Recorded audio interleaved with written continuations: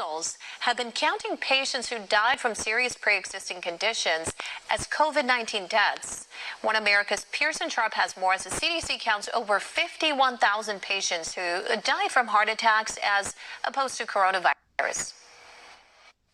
The Centers for Disease Control have updated their death counts for coronavirus and reveal yet again that COVID-19 is rarely the actual cause of death among coronavirus patients. According to the CDC themselves, of the 220,000 deaths attributed to the coronavirus, 87,000 of them died from pneumonia and influenza. Another 17,000 died from chronic respiratory diseases, and 26,000 died from respiratory distress syndrome.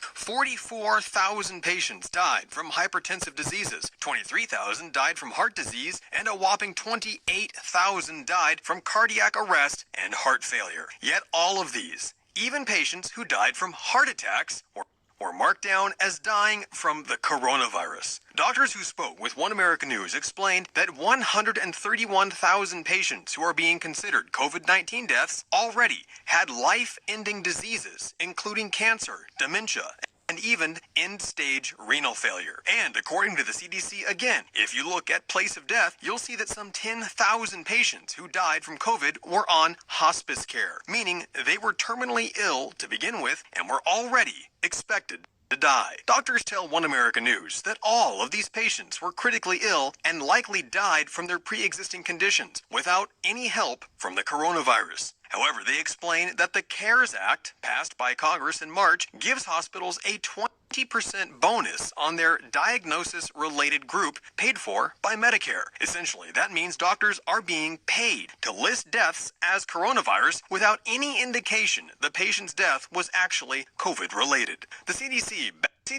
backs these numbers up, explaining that coronavirus itself is responsible for just 6% of all deaths listed as coronavirus related.